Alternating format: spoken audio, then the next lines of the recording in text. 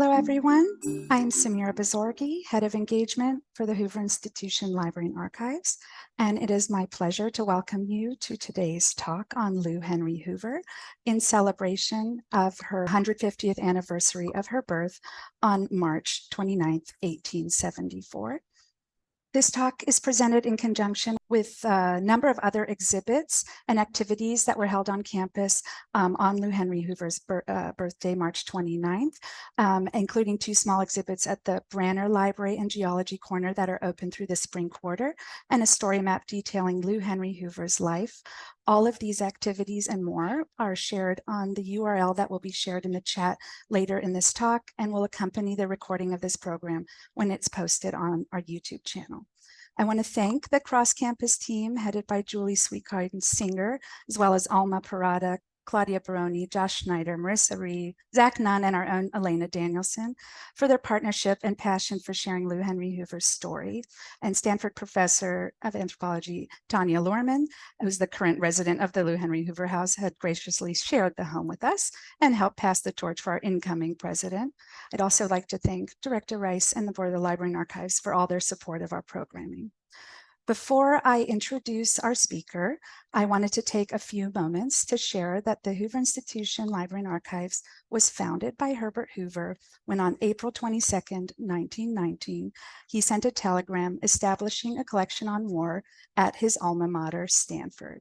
So we at the Library and Archives profession are recognize the importance of a telegram as not only who sent it, but also to whom it was addressed. And in this case, our founding telegram was sent to Lou Henry Hoover to execute this important mission. So with that, I am going to stop sharing my screen and introduce our speaker, Annette Dunlap, who is joining us from the other coast. Welcome, Annette. Annette Dunlap is an independent scholar and journalist. She's author of Frank, The Story of Frances Folsom Cleveland, America's Youngest First Lady, The Gambler's Daughter, A Personal and Social History, and Charles Gates Dawes, A Life. Her most recent publication is A Woman of Adventure, The Life and Times of First Lady Lou Henry Hoover, which was published in 2022. There will be time for questions and answers after Annette's presentation, so please feel free to use the Q&A button at the bottom of the Zoom screen to submit your questions at any time. And now I'm going to pass it off to Annette. Take it away.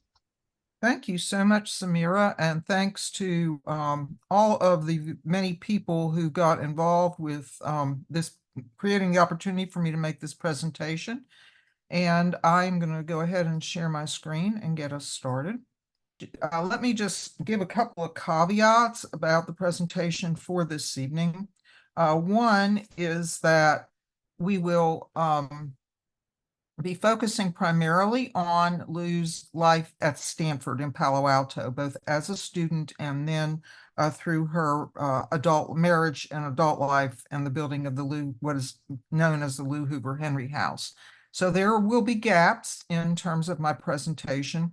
If you're interested in other aspects of Lou's life, in addition to the biography, which you've seen a copy of on the introductory screen, there are a couple of presentations that I have made at the Hoover Library and available on C-SPAN on their website under my name that are available to you to view, and that will give you a more comprehensive presentation view of Lou's life.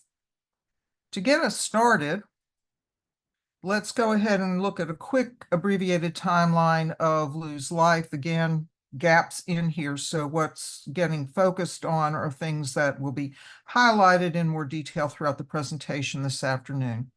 Lou was born March 29th, 1874, so that was 150 years ago, which has precipitated the celebration of this year. Of course, Bert was also born in 1874. He was born in August, so there's a 6-month age difference between the two. Lou is the older of the couple. Lou initially graduated from San Jose State Normal School in 1893. I'll talk a little bit in the presentation about what happened with her attempts to begin a teaching career. And then she enrolled in Stanford University as its first female geology student in the fall of 1894 and graduated in June 1898. As most people know, this is where she met Herbert Clark Hoover, whom I'm going to refer to as Bert throughout most of this presentation, because that's how I have been thinking about him for the last 5, 6, or 7 years since I began work on a biography of Lou.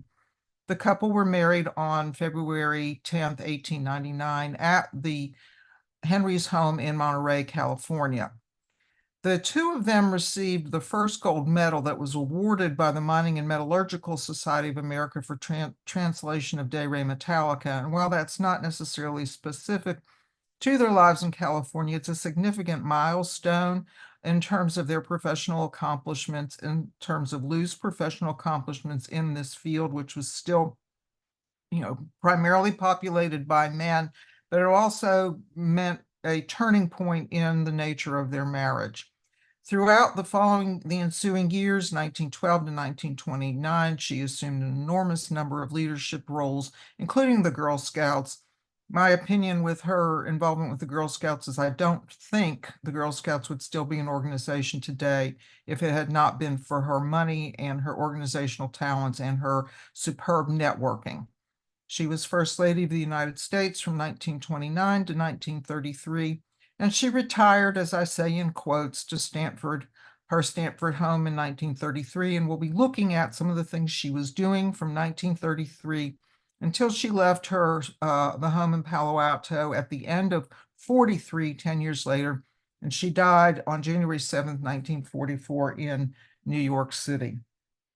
So a couple of things about Lou's background that are important for our conversation and also explain her interest in geology is Lou was the older of two girls. She had a sister, Jean, who was, I want to say 9 years younger than she. And if you want an example of what we now today call a dad girl, it was Charles Henry, her father. From the beginning, Charles Henry really had no desire to treat his elder daughter with kid gloves, although I think her mother might have preferred it, but she let her father teach Lou how to hunt, how to fish. Lou was an expert horsewoman. She absolutely adored and loved the outdoors. And here she is at a little camp out with her father. She is the one who is sitting here with the kind of beret type hat to her father's right, our left. This is her sister, Jean, and this is an unidentified friend. Lou's father took an interest in a gold mine that was on Mount Gleason in Acton, California, and he gave a share of that mine to Lou. I have looked at this picture numerous times. I believe I may also have included it in the book, but today when I was studying it, preparing for our talk this afternoon, I took a really, really careful look at what's in this background. And this is all the mining equipment. And one of the things that Lou talked about was leading this burrow around the wind, what was called the WIM, which was also the windlass, which was pretty heavy duty physical work. And the purpose of the WIM was to extract the materials from the actual mine. She also descended into the mine with her father to inspect it, and she would visit the mines around the area, and the miners there would also allow her to inspect their mines. When she went to China with her new husband, the attitude about women in the mines was really different because they believed that women brought evil spirits with them, and they used to perform what was their version of cleansing ceremonies after she would go into a mine with Bert to inspect it to get rid of any demons or evil spirits she might have left behind. You may also note the rifle here. As I mentioned earlier, she was a crack shot. Her father taught her how to kill and prepare rabbits for eating, and so she also enjoyed a little bit of hunting as well. While Lou did graduate from San Jose Normal School, she actually started at Los Angeles Normal School, because her family was still living in the Whittier area, and she thrived there. This is a copy of their catalog from the 1891-92 school year, and right there is her name. And this would be the last year that she attended Los Angeles State. Her parents moved to Monterey in the spring of 1892. And some of her living accommodations were a little undesirable, and the travel between Monterey and Los Angeles at that time was not as simple as it would be today. It was a 9 or a 10-hour trip and also involved taking a boat. So she transferred somewhat reluctantly to San Jose Normal School. When she graduated, she attempted to find a teaching position. The school administrators wanted to have her teach the younger grades, probably because of her own youth. That was not what she wanted. As she said in one letter, I hate babies. And when she was unable to get the kind of teaching position that she wanted, she began to attend some what we would today call continuing education seminars that were being offered by Stanford. And a set of those seminars was offered by John Casper Branner, who was hired to create the geology department at Stanford. And so Lou heard the lectures about about geology from Branner. She wrote him and asked him if Stanford would accept a woman into its geology program. Branner responded that he most certainly would. And he was very much a mentor to her as well as to her future husband, Herbert Hoover. So as you can see, because you've probably had time to read this screen, Lou wanted to get out in the field and do field work. And I purposely included the information about her loving to be outdoors and her working the mine so that you would be able to see that this was very much a part of her upbringing and a part of how she saw herself. But unfortunately, the sexism at the time was such that nobody was comfortable with a woman working out in the field. And so she was given the job of classifying rocks in Branner's lab for the summer while the men were out doing what she would have considered to be the more interesting work. Curiously, when she wrote a letter of complaint to that effect to her parents, her mother responded that if she didn't like it well enough, she could just come home and entertain her father for the summer, and of course they would pay her for that. Well, either Florence knew her daughter very well and figured that was enough of a threat to get her to quit complaining, or Florence really did want her to come home. But in any event, Lou decided that cataloging rocks in Branner's lab was a lot more appealing than going back home and having to entertain her father, even though they had a very, very close relationship. Lou was involved in a lot of activities at Stanford. Here she is with the zoology club. She is the person holding the geology pick. And one of the things that's kind of interesting about Lou's involvement in these clubs and these outings is that her mother, Florence, wanted to know if they were being well chaperoned. Well, chaperoned in Florence's mind was not that there were other female classmates on the trip with them, but that there were the wives of the male professors also going out and attending being a part of these outings. Lou, if she responded specifically to her mother, that letter was not available to me when I was doing my research. But it lets you know somewhat what Florence's mindset was, even though she had agreed to have her daughter attend Stanford and study geology. Lou was a member of Kappa Kappa Gamma sorority, and curiously enough, Kappa Kappa Gamma KKG was the first sorority to establish a house on the Stanford campus. And this is a picture of Lou in front of the house. She was also active in the Geology Club in 1897. She was listed as a member in 1898. She became president. This follows very much a pattern that she had already established in high school and at Los Angeles Normal, where she had organized what was called an Agassiz Club. And this was for Louis Agassiz, and that my pronunciation may be wrong, but the spelling is Agassiz. And Agassiz was a Swiss scientist who promoted the observation of nature and making note of one's observations for the study of science in a more holistic type of manner. And he had done quite a bit of lecturing throughout the United States, including at Harvard. And had promoted the start of these clubs throughout the country.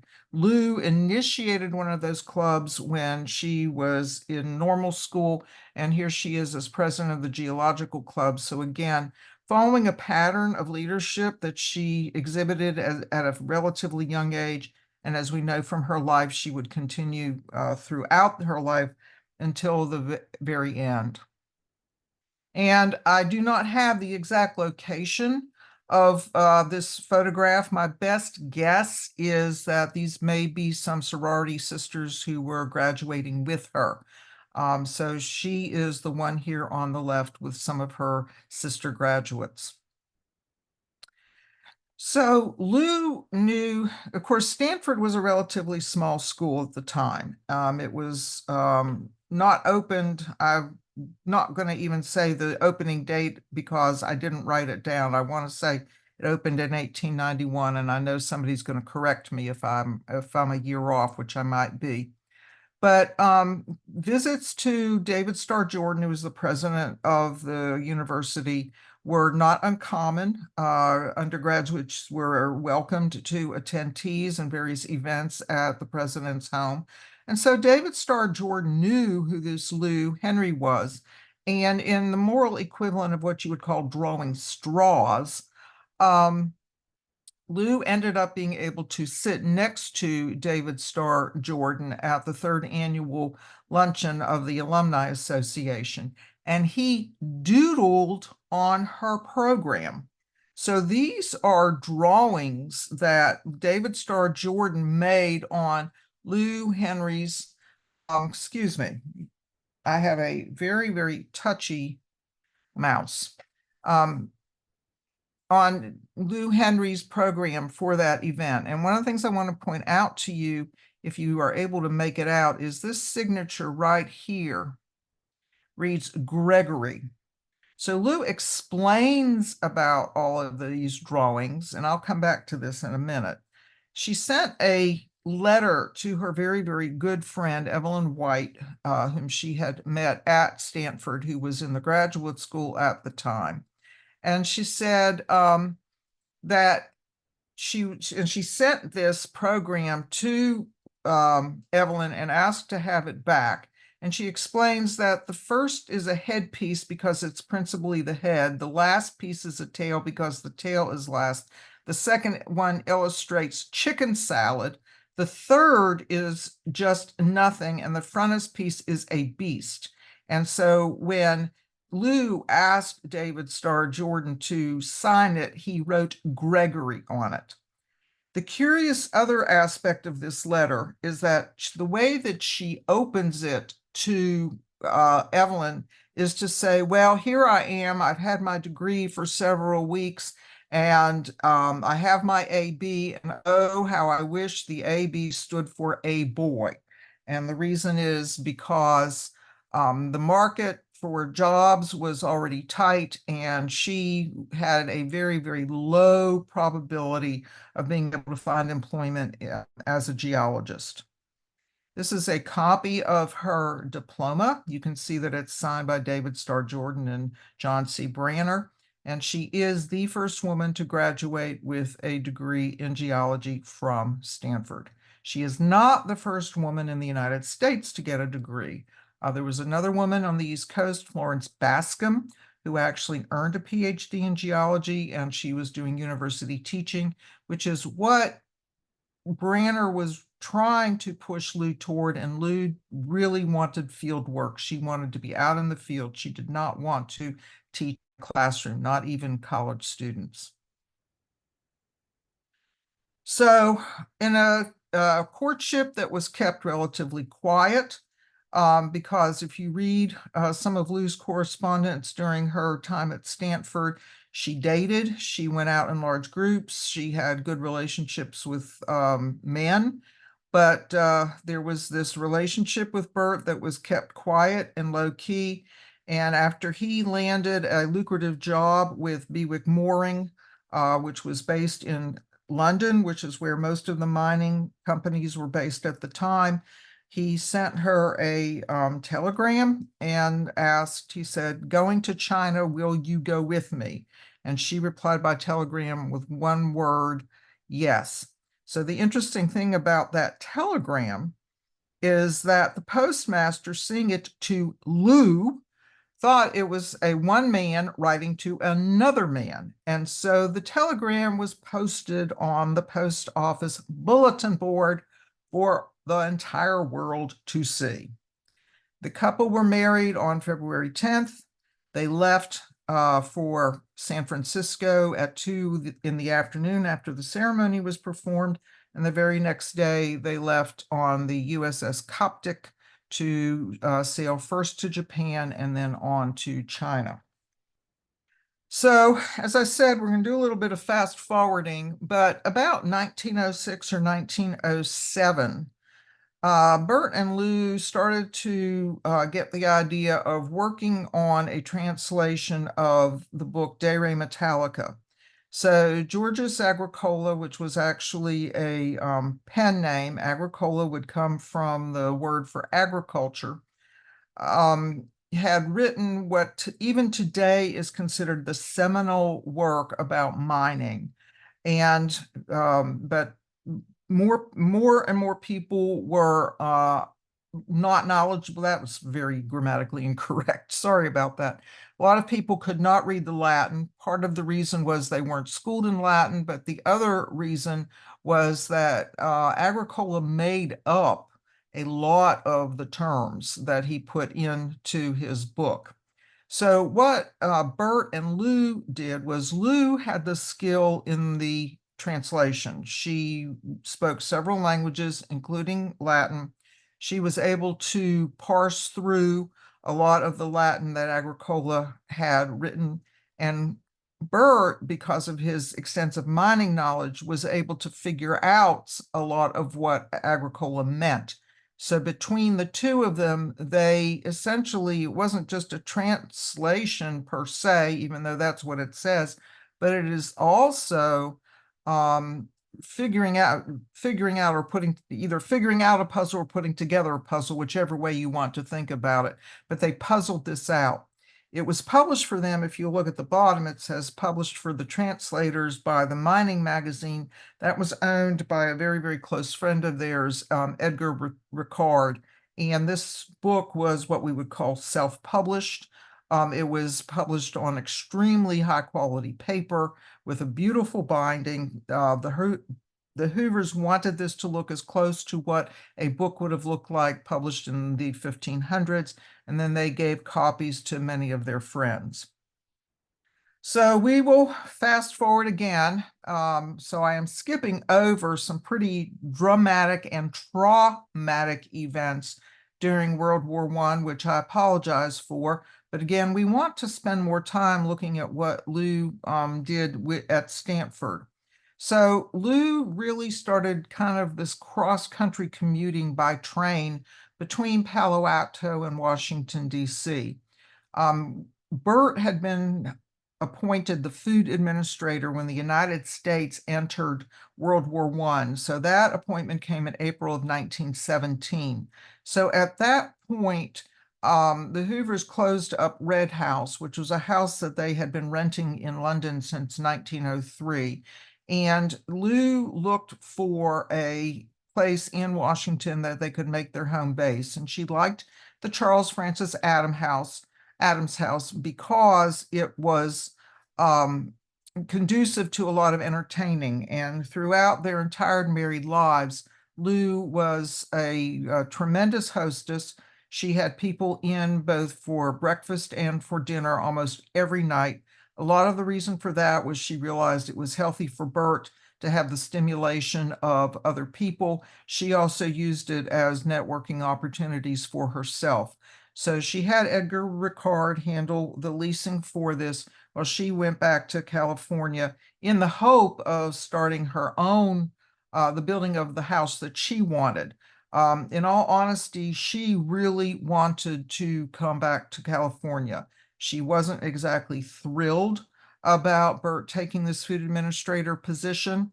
She wanted to settle in Palo Alto. He had been offered opportunities to teach or to consult from Palo Alto, but Bert liked the stimulation of the East Coast, and he wanted to have involvement in politics. He felt that this would give him more meaning to his life after making quite a bit of money in the mining industry.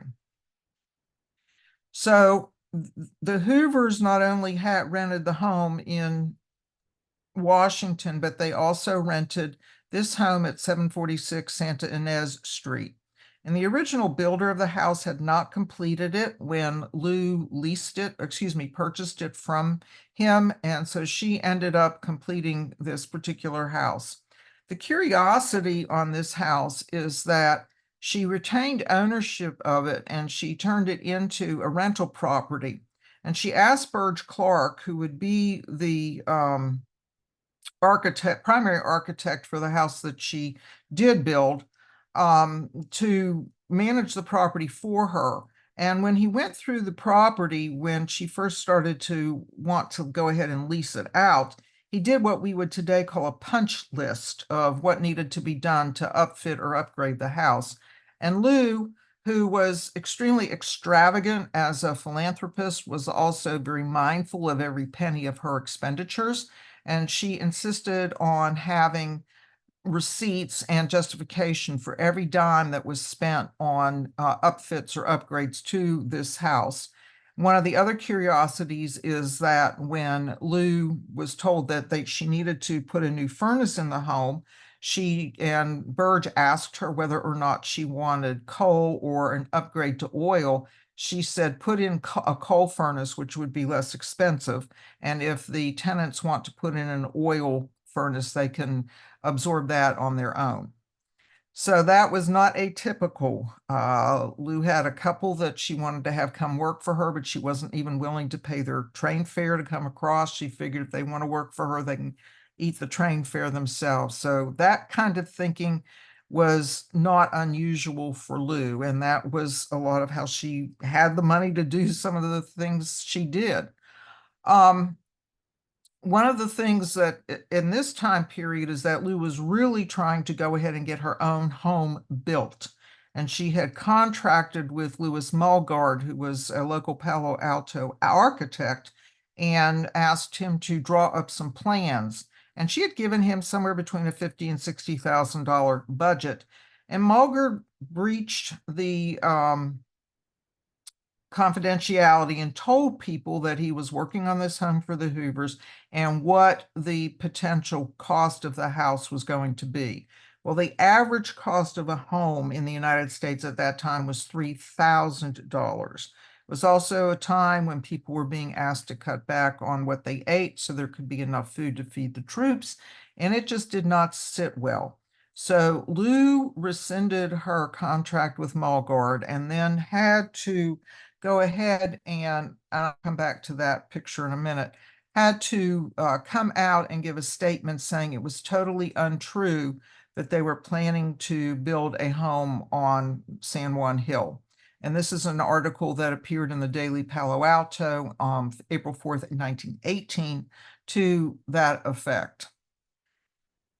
This home, 739 Santa Ynez Street, was a home that the Hoovers purchased in 1920, and it was going to be what would be known as their Blair House. Blair House is the home in Washington, D.C., where guests often stay who are visiting the White House, but are not going to actually stay in the White House. And so the Hoovers were looking for a place in Palo Alto where they could have people stay who were going to come and visit them. Now, when Lou built the home that's on Murata Street, it was also set up to be able to have guests, but they retained ownership of that home as well. Again, mindful of the fact that Lou was a tremendous hostess and people were welcome to come and visit them, and that they were more than willing to have them accommodate them and have them spend the night or several nights and eat with them. So Lou, once again, wanted to have what we would call her dream home. And she used to do drawings as a youth, and she kind of went back to a lot of her drawing prowess, and she started to put together ideas for what she wanted the house to look like. And so this is just one example of her drawings, which she consulted with Arthur Clarke, who was a professor at Stanford, as well as his son Burge. Now, Lou had a strong relationship with the Clarks because Arthur and Grace, Burge's parents, had also kept Herbert, the older of the two Hoover sons, when Lou went to Europe to be with Bert after he started working on the Commission for the Relief of Belgium, which was his efforts to get food to the starving Belgians after they had been overrun by Germany. And Alan, the younger son, stayed with Lou's parents, but the Clarks kept Herbert for them. So she had a close, very close-knit relationship with them, and she certainly trusted the Clarks to maintain her confidentiality. And if you have not had an opportunity to look through Paul Turner's book, Mrs. Hoover's Pueblo Walls, and have an interest in what her sketches look like, Turner has done a marvelous job of collecting those sketches and including them in the book.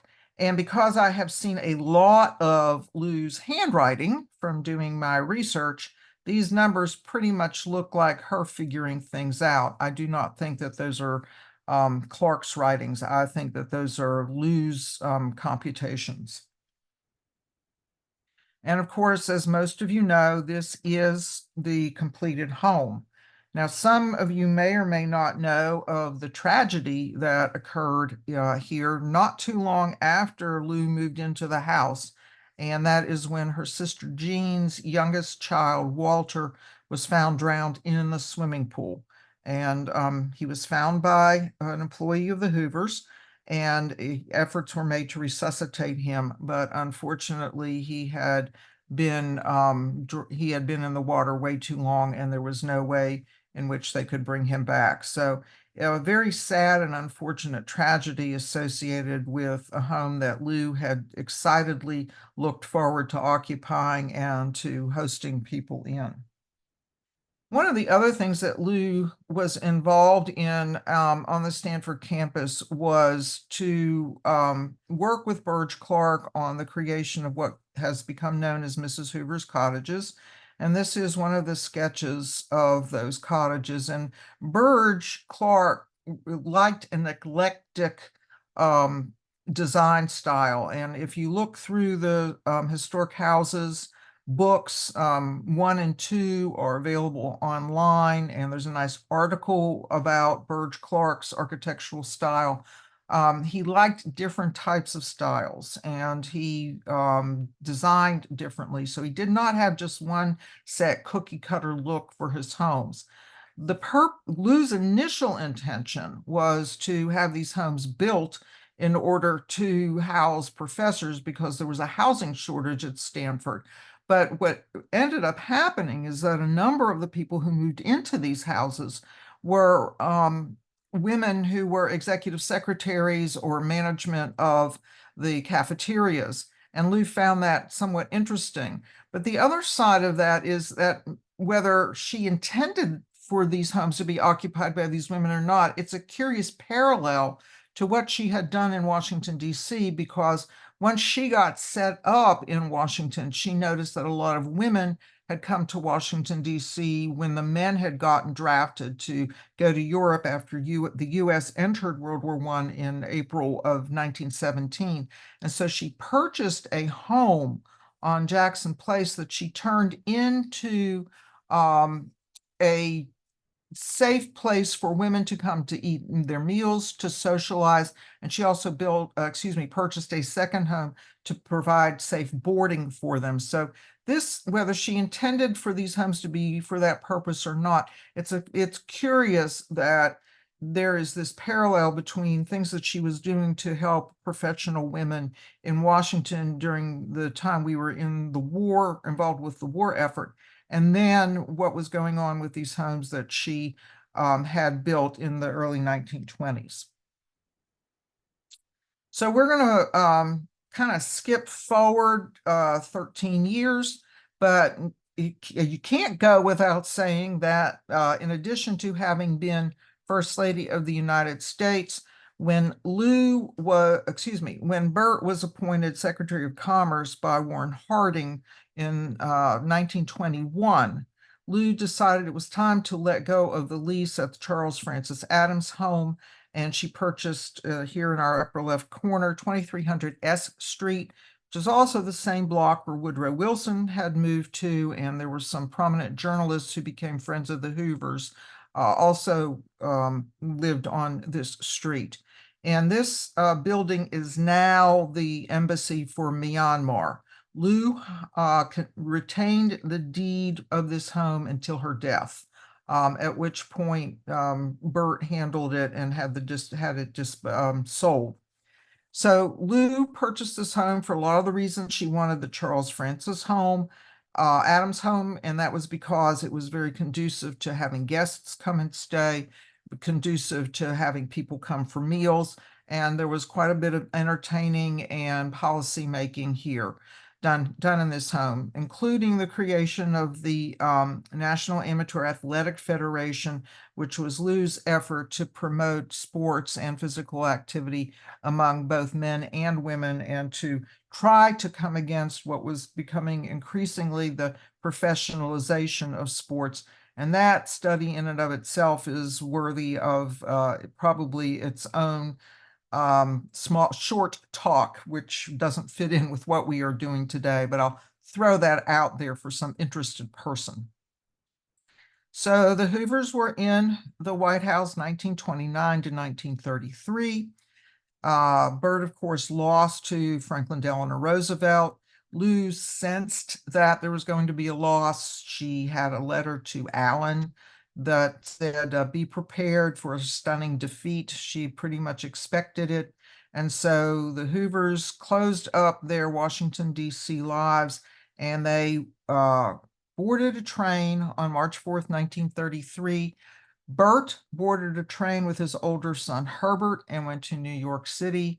Lou boarded a train with her son Alan and came back to her home in Palo Alto. Lou had already written Alan that she knew that Burt was not going to make Palo Alto his base of operation. As she put in the letter, he needed to be on the East Coast where he could have the stimulus and the interaction with people of that caliber. And so they led these cross-country lives, with Burt based on a set of apartments in the Waldorf Astoria, and Lou living her life in Palo Alto. And one of the things that Lou did as a result of moving back to Palo Alto and being completely out of the limelight was to get back to what she loved most, which was to get back out there and camp and be out in the outdoors. So this is a photograph of her with two friends who took a pack trip together to Nevada Falls, and the gentleman that is on the right was the guide, whose name was Bill. And the two friends, which we can see in this Christmas card, were Augusta Hart and Helen Means, along with Lou. Lou also took her eldest granddaughter, her son Herbert's daughter, on a horseback camping trip, along with another friend who had been one of her secretaries in the White House years, Philippa Harding Butler, and Mrs. Butler's daughter. So the four of them went also on a horseback camping trip as well. As the Roosevelt administration continued to become more familiar to Americans, and people saw how FDR was going to administer the country, there was increasing concern among the Hoovers and among some of their close friends that the country was gravitating towards socialism. And I realize when I use that term today that I have to be very careful, because it has a somewhat different connotation now than it did at the time.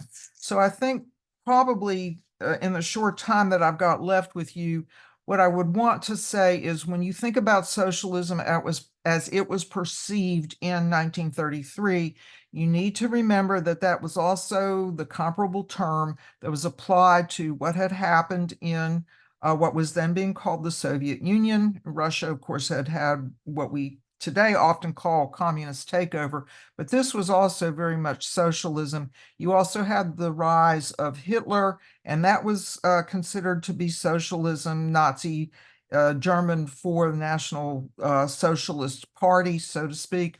You had the thought of socialism with Mussolini in Italy. You had the aftermath of World War I, which really never got fully settled, as most students of history know, and many believe that it laid the groundwork for how we ended up with World War II. So when you read about the concerns about socialism, you need to put that 1920s, 1930s hat on. You also need to remember that the Hoovers especially had seen many horrors of what had been done in the name of socialism across Europe through World War I, and that informs a lot of their thoughts. This is a letter that Lou sent to her friend Agnes Morley, where she talks about a conversation that she and Bert had with two male Stanford students who were sons of friends of theirs. And I circled at the top of the second page something that I thought was interesting, and I apologize for reading to you, but I think it captures who Lou is in so many different ways. It's her tone, it's her wit, it's her sense of humor, as well as her concerns. So they, meaning the boys, frankly, had never heard of our old friend, the Bill of Rights. They hadn't the faintest idea of what the First Amendments to the Constitution, nor how they came to be incorporated, although they did confess to having read it. Constitution in high school, but not, having read the Constitution in high school, but not to really having studied it. They knew absolutely nothing of the principles which Washington, Adams, Jefferson, Hamilton, and even Franklin discussed at such length, nor how they developed until the present day. And I think what's sad is we could probably make the same statement today about civics education. So it doesn't look like a whole lot has changed. And this was a warning that was being issued in 1934. So again, Lou had edited Bert's books on mining. She edited this book that he wrote in 1934, which was to address the concerns that they had about the country gravitating towards socialism under FDR. And Lou sent this book out. Agnes Morley, the woman to whom the previous letter was addressed, was one of the people. But there were other people that Lou sent this out to, asking for some feedback to help Bert get this book prepared for publication, which you can see was published in 1934. And then Lou became active and involved with the starting what was known as the Friends of Music at Stanford University. And this is a list of the friends who were donors. And these are people that Lou wrote to personally and asked them to help get this organization started. It was started partly because Lou had hosted a number of musicales as the First Lady in the White House. She had come to know Elizabeth Sprague Coolidge, who was a concert pianist and a philanthropist who wanted to bring chamber music to the West Coast. And over time, Lou was able to get this organization started. Now, Ray Lyman Wilbur was president of the university at the time, and while he was not opposed to the idea of Friends of Music, he kind of gave Lou some pushback, saying he really didn't know where to designate the pot of money for this. And Lou, being Lou, prevailed on him and would not let him just let it go. And so she continued to persist. It originally started at Mills College, but she wanted to get it over to Stanford, and she persisted and finally was successful in getting it off the ground in, I believe it was 1939. She also wanted to get a music curriculum started at Stanford. Stanford did not have a music school. And this is a letter to a good friend, Sue Dyer, that she had gone to undergraduate with at Stanford and had retained friendship over the years. And Sue is writing to Lou saying, I want to let you know of an effort to get a chamber music course into the curriculum at Stanford, and we've got one getting ready to get started in the fall. Lou was the first woman commencement speaker at Stanford on June 15th, 1941. It was the 50th anniversary of the founding of the school. And she challenged the students to think about where they would be 50 years from that date and how much Stanford would have influenced the decisions that they made. Curiously, Bert was not present at at her talk, although he did come and give a talk to the university a couple of weeks later. And Lou was given designation of honorary fellow as in recognition of her work and also as an honor for being the commencement speaker. By the way, Stanford would not have a female speaker again until 35 years later. Lou was also a trustee at several colleges, including Whittier College and Mills College. And some final accolades. One of the things that Lou became noted for in her post-White House life was to have Stanford women to tea at her home and to mentor them and to encourage them in the sciences. This was a continuation of what she had done in Washington, where she would bring women who had been recommended to her, who had graduated from Stanford, to Washington, hire them as her secretaries and pay them, but also introduce them to new careers and help them network so that they could have a more successful professional life than if they were left alone to figure it out on their own. Lou lobbied for and was successful in having women teach the PE classes to other women instead of having male PE teachers. She advocated for the creation of physical therapy curriculum, which was a very new curriculum and field of study in the late 30s, early 40s. And after she stopped her work with the Girl Scouts, she became actively involved with the Salvation Army, including doing clothing drives and fundraising to help them handle what was going on in Europe with the start of World War II, which of course began there in the 1930s. The US didn't enter until 1941, late 41, December, as we know, with the bombing of Pearl Harbor, which, by the way, her sister Jean and Jean's daughter Janet were at Pearl Harbor when it was bombed and were required to stay there for 2 or 3 years before they were allowed to leave. So these are some of the sources that I used. And I want to thank you for the opportunity to share Lou with you this afternoon. And I believe we are going to be taking some questions. Thank you, Annette. I was frantically writing things down because I learned so much. Even after reading your book, you added some great factoids here for us to learn more about Lou Henry Hoover. So for anyone joining us or still with us right now, you please use the Q&A button at the bottom of the screen to submit a question. So to give people a chance to have a question, I wanted to just ask you what got you interested in writing this book and studying Lou Henry Hoover. Well, as my acknowledgments say, this book really owes a debt to Michelle Gullion, who is the archivist at the National First Ladies Library in Canton, Ohio. After I finished the Frances Cleveland book and had graciously been invited to speak at the National First Ladies Library, Michelle spoke to me and said, you really need to do a book on Lou Henry Hoover. I think she's an undersung First Lady. And so I learned that there were study grants through the Hoover Library in West Branch, and I applied for one the first year and I was turned down. And so I thought, okay, well, that means I'm not supposed to do it. But Lou was not going to leave me alone. So I had that little bit of a nagging thing in the back of my mind.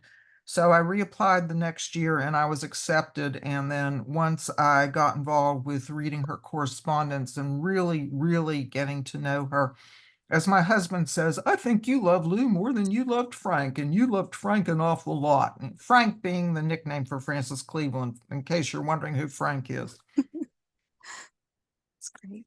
A question actually from Julie Sweetkind Singer, who was the catalyst that brought us all together to have this cross-campus celebration for Lou's sesquicentennial. She asked, did the Hoovers and John Casper Branner part ways? Lou mentions in a letter when she went to England during World War I that she didn't want the boys to go to Branner and his wife Susan if she died while there. So they had been so close during her time at Stanford, it seems odd that she specifically didn't want to have them involved.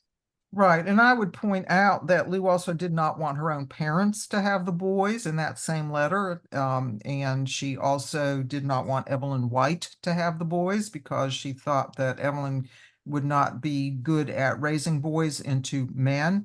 And so I think some of this probably had more to do with age and attitude and what Lou really wanted for her sons if she wasn't going to be the one to be there and rear them.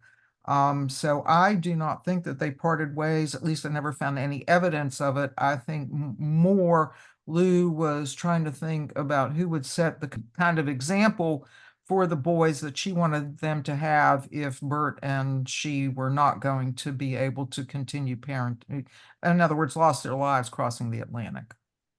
Another question, what was Lou Henry Hoover's relationship to the women rights activists at the time? Right.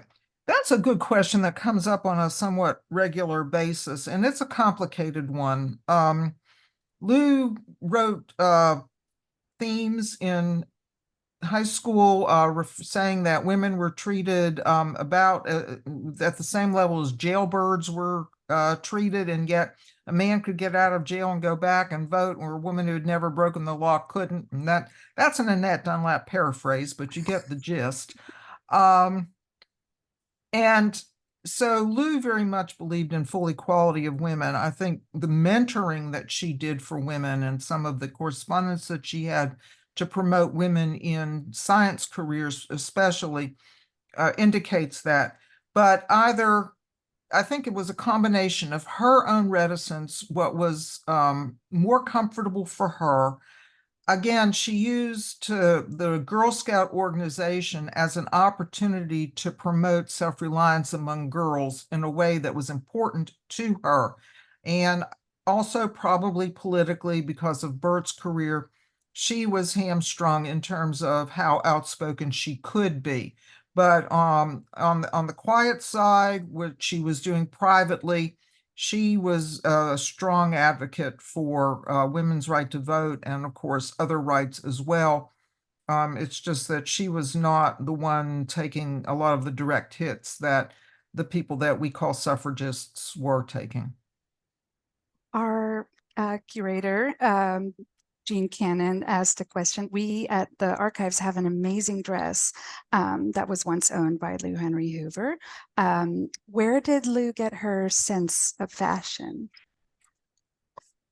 I am laughing because there are letters from Florence to Lou during Lou's time at Stanford, chastising her for wearing ripped clothing, not putting underarm pads in her blouses to hide the sweat stains, not caring about what she looked like. And yet, when Lou marries Bert and he starts to make some money, she really began to understand that she had a position to fulfill as the wife of a successful miner. She went to London to get her clothing fitted and designed. Her mother had sewn, and so I think that she probably picked up a certain amount of idea of dress design and what fit well from her mother. But I also would not be at all surprised if Lou, to find out in some maybe missed archive, missed letterbox somewhere, that Lou may not have had conversations or had what we would today call, a personal dresser, or somebody who was responsible, or an image consult, what we would call an image consultant, to help her look as well as she did. And she had the money to buy and have designed the most beautiful clothes you could imagine. And she was noted, by the way, for being an extremely well-dressed woman during her years in DC. And it sounds like she filled the role of image consultant for Herbert Hoover, right? Very much so, yes. Um, how long did Lou Henry Hoover live in the Hoover house? And did Herbert live there with her? So, I mean, technically Herbert lived there with her, because he sure didn't stay in the in the Hoover's version of Blair House when he came back to California. Um, Her permanent residence would have essentially been from March of 33 to the end of 43, when she had written a will to her sons and to her sons. She pretty much knew that she didn't have much longer. She was sick. She had heart disease. Um, it is amazing, by the way, the number of her contemporaries who had been involved with her with Girl Scouting, women who died of heart attacks. So we think about women and heart disease, and there it was, but nobody was picking up on it then. So at least those 10 years would have been more consistent occupancy, and just very, very sporadically, but between the time she opened the doors in 21 and they left the White House in 33. She has extensive letters to Allen about how to pack things up and label things when Burt won the presidency, for storage, and the idea of letting the house. And I don't find a lot of material on just exactly how it was leased, or whether she actually went through with that, although people were staying in the house, and she did hire people to be a host or hostess in the home during the White House years. Do you have any, in your research, did you uncover anything about whether Lou Henry Hoover was active in any campus politics while she was at Stanford? From what I'm able to see, most of her activities were typical of who she was, which was to join organizations that met her interests. Now, Burt was definitely on the political side of things when he was at Stanford. But Lou, from what I was able to determine, was way more of was more social. She was more interested in getting along with people. She had the kind of personality where she could lead without being a threat. And that would have been more her style rather than to become politically active. She was essentially somebody who worked her politics behind the scene, through her actions, instead of being more in the out front realm on the political side. Well, I think we have probably time for one more question. And this one actually relates to the Lou Henry Hoover house. Do you know anything about whether the Hoovers took the furniture out of the house, or what, after it was given to Stanford? Was anything left there, or any details about that? I know there's a concerted effort on over here to try to put the story together, especially led by my colleagues across the campus. Well, unfortunately, I don't, because Burt pretty much deeded the house to the university shortly after Lou's death.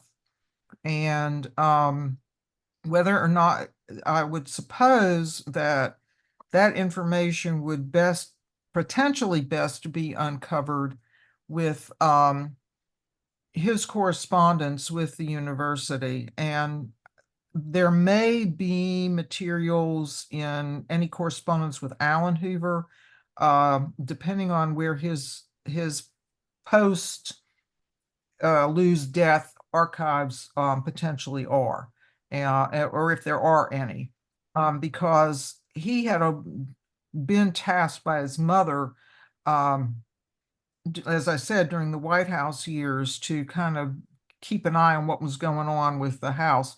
So my best guess would be that if anybody knew what had happened to it, it would be he.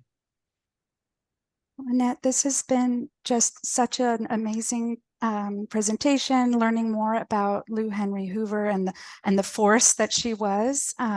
So we really thank you for your time and sharing your knowledge with us, and for sharing your book with us. I hope everyone goes out and reads it, and I hope we can have you here in person on campus sometime soon. Well, I appreciate that. I'd like to come on campus and look forward to seeing some of the things I've only read about, as well as studying what you have and learning more about here. So thank you very much for the opportunity, and thanks to all who participated today. Okay, thank you.